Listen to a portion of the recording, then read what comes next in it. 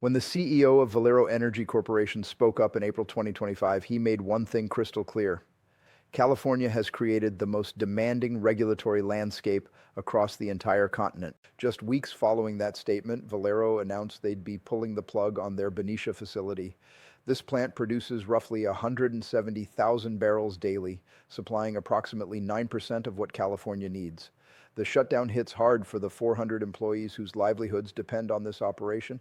Since opening its doors in 1969 and coming under Valero's ownership in 2000, the plant has been running continuously. After a quarter century of ownership, they're calling it quits come April 2026. Adding insult to injury, California slapped Valero with an $82 million penalty in October 2024. This represents the largest sanction ever issued by the Bay Area Air Quality Management District. The fine stemmed from 21 years of emission infractions going back to 2003. For context, Chevron's previous record penalty stood at $14 million. Valero's punishment was almost 6 times larger. Half a year after receiving that massive penalty, Riggs addressed the circumstances during a subsequent earnings discussion. He referenced the state's 2-decade push toward eliminating fossil fuel dependency, creating this extraordinarily difficult regulatory climate. He noted specifically that the Benicia plant sits in one of California's most regulation-heavy zones, and keeping that operation functional demands significantly higher costs than normal. Valero actually recorded a massive $1.1 billion impairment hit for their California operations. This signals these assets have suffered a permanent value reduction, not merely a temporary decline. Of that staggering $1.1 billion figure, $900 million applied exclusively to Benicia. The facility, which required hundreds of millions in investment, has now lost $900 million in worth. $1 billion value destruction from a single site is truly mind-boggling. During the first quarter of 2025, the corporation posted an overall loss of $595 million, with $530 million directly attributed to refining operations. Their refining profit margins fell almost 30% compared to the previous year. Riggs provided additional details about their obstacles, emphasizing again that keeping Benicia operational was drastically more expensive than preferable. In executive language, this translates to millions in annual excess expenses. The cost comparison is quite revealing when examining maintenance requirements. Something requiring $5 million in Texas might balloon to $8 million in California. The recent sequence of events paints a clear picture. Regulators imposed the $82 million penalty in October, and between November and March, the company evaluated their choices. By April, they reached the difficult decision to declare the facility's closure. While they omitted mentioning that substantial fine in the announcement, there's no question that $82 million fundamentally alters the equation. The Benicia facility's workforce of approximately 400 people consists of highly qualified professionals. With typical earnings of $95,000 annually, these positions include operators, engineers, safety experts, and maintenance personnel.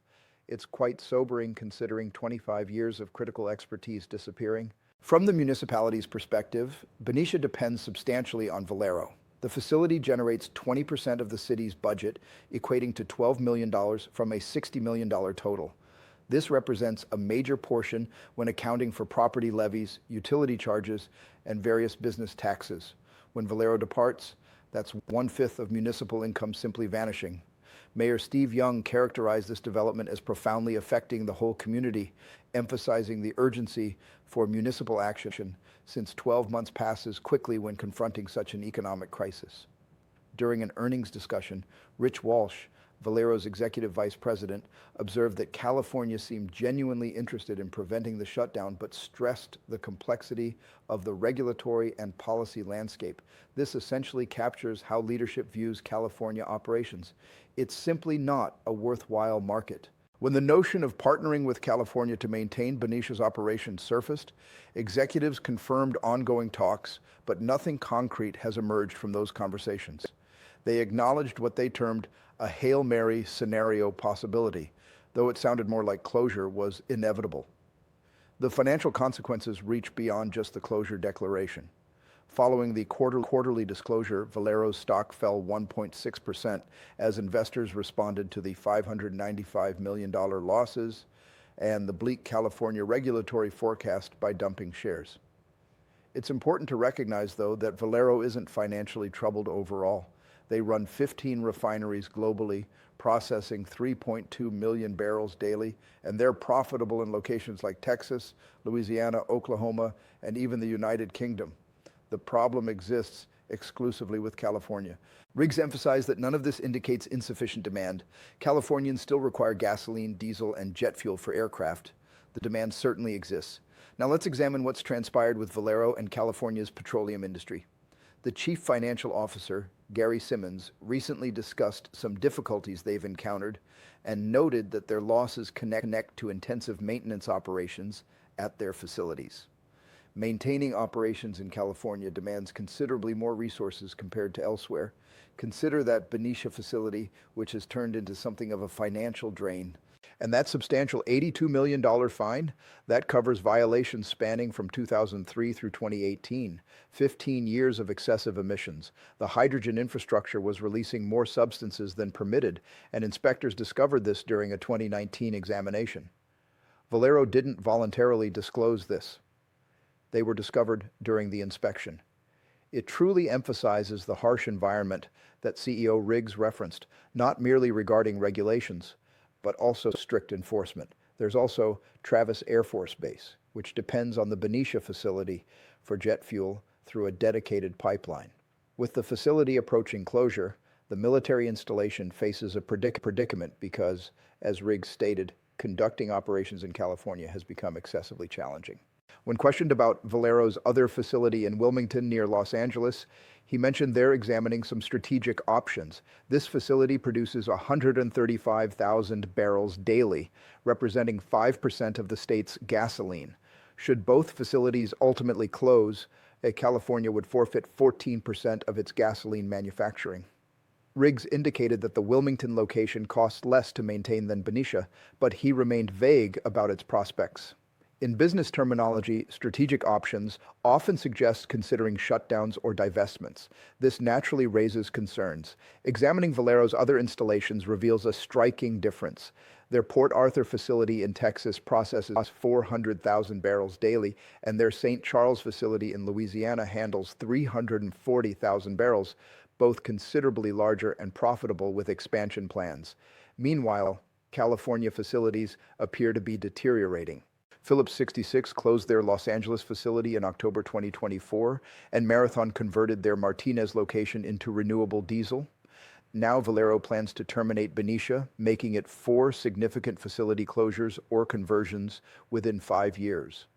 That's 20% of California's refining capacity vanished. The state now imports 30% of its gasoline. Following these closures, that figure might climb to 40%, meaning additional costs since transporting it from locations like Asia or South America increases expenses. California's gasoline prices are remarkably elevated, averaging $4.34 per gallon, while the national average sits at $2.90. It's quite striking.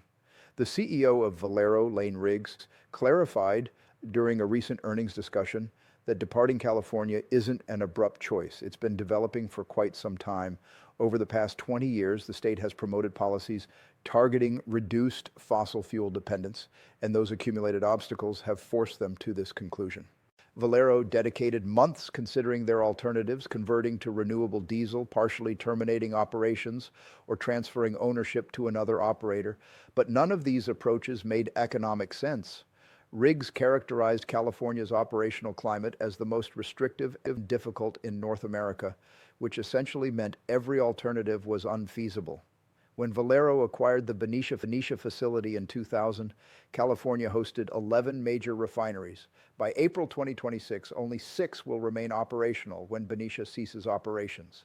It's remarkable that after 25 years of attempting to succeed, Valero has invested hundreds of millions, employed thousands, and paid billions in levies, all to supply 9% of California's gasoline. In exchange, they received the largest penalty ever in the Bay Area and an operational climate that Riggs found unmanageable.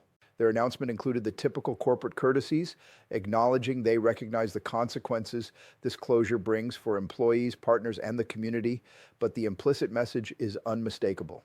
California has become excessively demanding, excessively expensive, and simply excessively impractical. Other industry companies are certainly watching closely, and if Valero, a dominant force in the refining sector, cannot achieve success in California, then why would anyone else believe they could?